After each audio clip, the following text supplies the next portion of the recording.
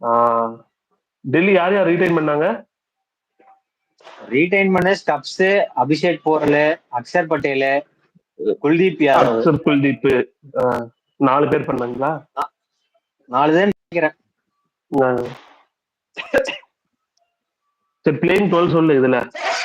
ஆமா, இந்த பேட்ஸ்மேன் வந்து Karun Nair, Harry Brook, Jake Fraser McGurk, Faf du Plessis. Wicket keeper வந்து Stubbs, Abhishek Porel, Donovan Ferreira, KL ராகுல். ஆல்ரவுண்டர்ல போட்டு வச்சிருக்காங்க அசுதோஷ் சர்மாவை கிரிக் பஸ்ல. என்ன எனக்கு தெரியல. ஆல்ரவுண்டர்ஸ் வந்து அக்ஷர் பட்டேல், ஆக்சுவலா வந்து சமீர் ரிஸ்வி வந்து ஆல்ரவுண்டர் கேட்டகரியில தான் பேர் கொடுத்திருந்தான். ஆல்ரவுண்டர்ல தான் ஆக்ஷன் வந்தான். மேபி எப்படின்னா அந்த மாதிரி கேட்டகரி இருக்குடா. சில டைம் பாத்தீங்கன்னா ஷர்துல் தாக்கூர் வந்து ஆல்ரவுண்டர் கேட்டகரியில கொடுத்தான், சில ஆக்ஷன்ல வந்து பவுலர்ல கொடுத்தான். அந்த மாதிரி கொடுத்துறானுங்க. இப்ப வந்து அக்ஷர் பட்டேல், சமீர் ரிஸ்வி, அசுதோஷ் சர்மாவை ஆல்ரவுண்டர் கேட்டகரியில வச்சிருக்கானுங்க.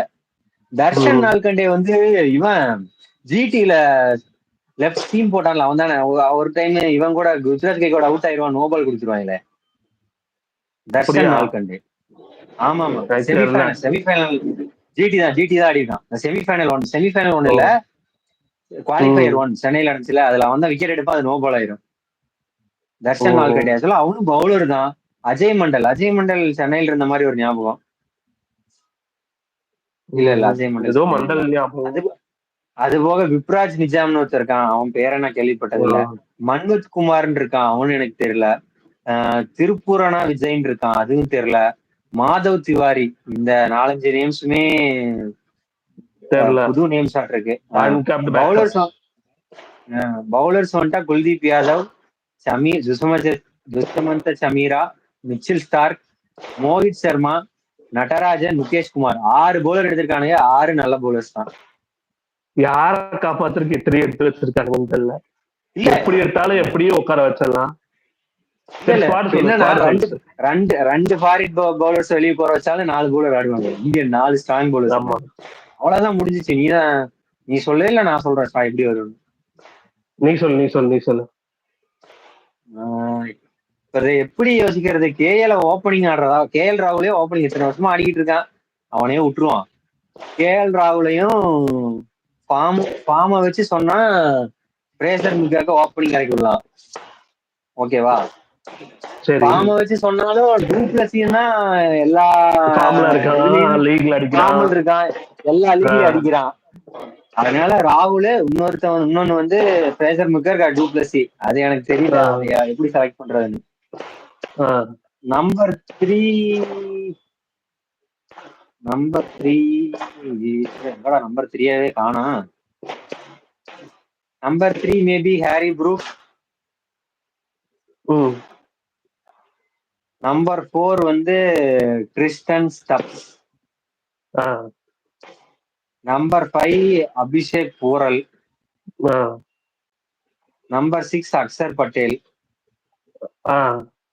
நம்பர் 7 அசுதோஷ் சர்மா. அப்படியே பவுலிங்க்கு வருவோம். Kuldeep, Natarajan, Mukesh Kumar. New ball, death bowling. 11 வந்து மிச்சில் ஸ்டார்க்கு, மேல 2 கீழே 2. அப்படி மிச்சில் ஸ்டார்க் இல்லைன்னா அவங்களுக்கு பேக்கப் சமீரா வச்சிருக்காங்க. அது போக Indian powerful backup Mohit Sharma இருக்கான். இப்ப இதுல என்னன்னா பேட்டிங்க்கு வேணும்னா கூப்பிடுறதுக்கு தான் ஆள் இல்ல. கருண் நாயர் மட்டும்தான் பேக்கப் இருக்கான். அப்புறம் எல்லாமே ஃபாரின் பேக்கப் தான் இருக்கு. இது டோனவன் ஃபெரேரா இருக்கான், அவன் எப்படி உள்ள ஆட போறான்னு தெரியல. இந்தியன் பேக்கப்பா இருக்கான். இல்ல அவனுக்கு பினிஷ் அதான் அங்க ஃபுல்லா நமக்கு இந்தியன்ஸ் தானே இருக்காங்க. கரெக்ட். அசுதோஷ்க்கு பேக்கப் வேணா சமீர் ரிஸ்வி. அது போக அசுதோஷ் அபிஷேக் போரலுக்கு பதிலா ஆடுவாங்க. இதுதான் அப்படின்னு நான் நினைக்கிறேன். நீ வேணா சொல்லு. நானா இருந்தா ஃப்ரேசர் மெக்கருக்கு பவர் பிளே 6 ஓவர் கண்ணை மூடி சுத்துங்கடா. 100 வந்தாலும் எனக்கு ம். பிரச்சனை இல்லை. 1 டவுன் ராகுல் வச்சுக்குவேன். ஹாரி ப்ரூக் வந்துட்டு எனக்கு பேக்கப் தான். ம்.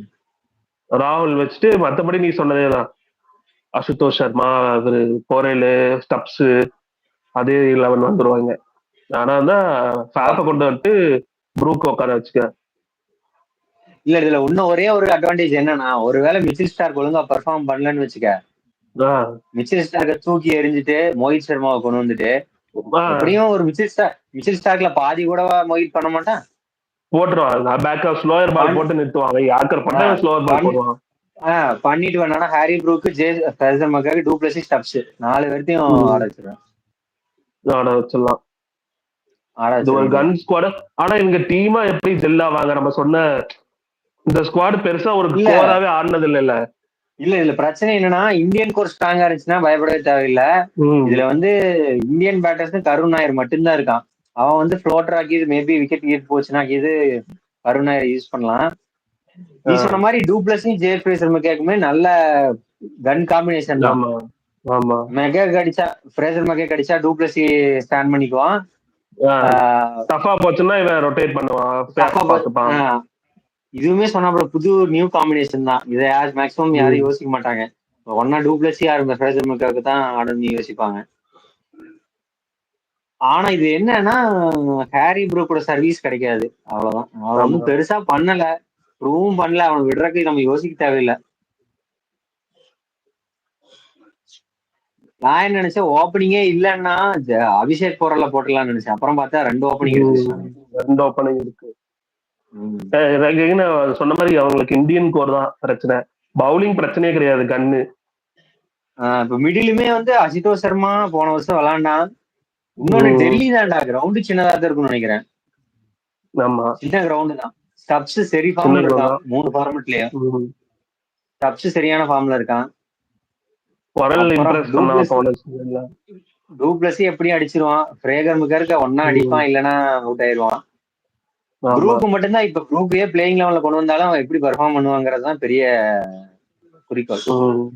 திடீர்னு அவன் உள்ள கொண்டு வர தேவைப்பட்டு உள்ள வந்துட்டு அவன் ஆடல. டூப்ளஸிய நம்பி எடுக்கலாம். ஃப்ரேசர் மெக்காக்கும் அதான் 2 வே. நம்ம எடுக்கிற போறதே நீ வந்து அடிச்சாலும் சரி வேணாலும் சரி தான் எடுக்க போறோம். போன வருஷம் சூப்பரா ஆடினான் டெல்லியில. ஸ்டப்ஸ் போன வருஷம் சூப்பரா ஆடினான் டெல்லியில. நல்லா வெயிட் பண்ணி ஆடிட்டு கடைசியில காட்டுட்டு அடிச்சான். நல்லா செமையா ஆடினான்.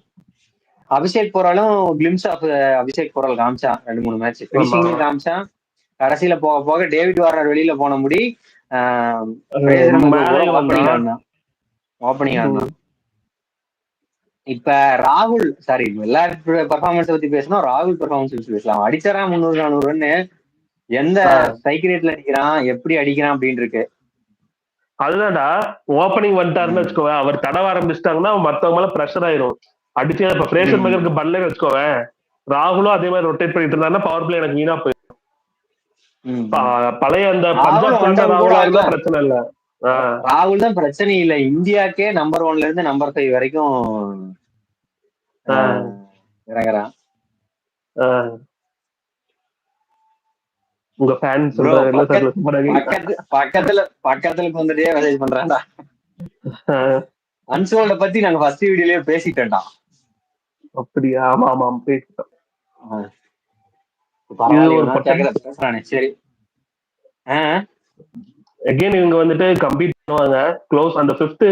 இவங்க ஜிடி அப்புறம் வந்துட்டு பஞ்சாப் கிங்ஸ் எல்லாம் ஒரே கேட்டகரி. பஞ்சாப் கிங்ஸ் எல்லாம் வந்துட்டு அந்த ஒரு 4th ஸ்பாட் 4th 3rd ஸ்பாட்டுக்கு போவாங்க. அடுத்து வருவோம். இதுல கேப்டன் யாரு? கேஎல் ராகுலா? இதுல என்ன क्वेश्चन? கேஎல் ராகுல். கேஎல் ராகுல்னா எனக்கு பாஃப் இல்லனா எனக்கு ஸ்டப்ஸ். அக்ஷர் பட்டேல்ங்கறது மனசுக்குள்ளே வர மாட்டேங்குது. அவன் பவுலிங் பேட்டிங் ரெண்டில பண்ணுவான். ஓகே நல்ல டீம். ஆமா அதான். இதுல எப்படி ஜெல்லாறாங்க அத பொறுத்து. இந்த அசுதோஷும் ப்ரூவ் பண்ணிட்டான். அபிஷேக் சர்மா சரி போறலும் ஓகே தான், ஓரளவுக்கு ப்ரூவ் பண்ணிட்டான். ஹாரி ப்ரூக் மட்டும் தான் பிரச்சனையே. எனக்கு தெரிஞ்சு ஹாரி ப்ரூக் பிரச்சனைன்னு ஏன் ஹாரி ப்ரூக்கை தூக்கி விட்டு ஜேக் ஃப்ரேசர் மெக்காக், டூப்ளஸி, ஸ்டப்ஸ் அவனுக்கு 3 பேர் தான் ஆடுறானுங்களா ஆட்டோமேட்டிக்கா.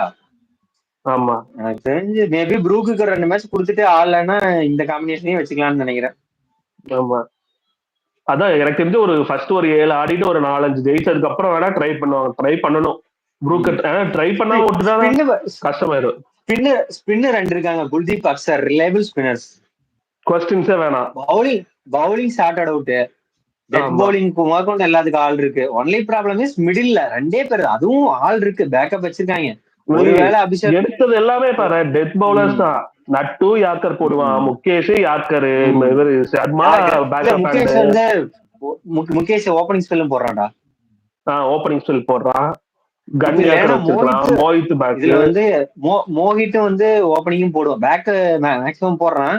இல்ல ஆமா, கடைசி 2 வருஷம் டெத் மட்டும் தான் போட்டான். என்னன்னா கடைசி 2 வருஷம் அடிச்சு போட்டாங்க, கொஞ்சம் ப்ரெடிக்டபிள் ஆயிட்டாரு ஸ்லோவர் பால்லாம்.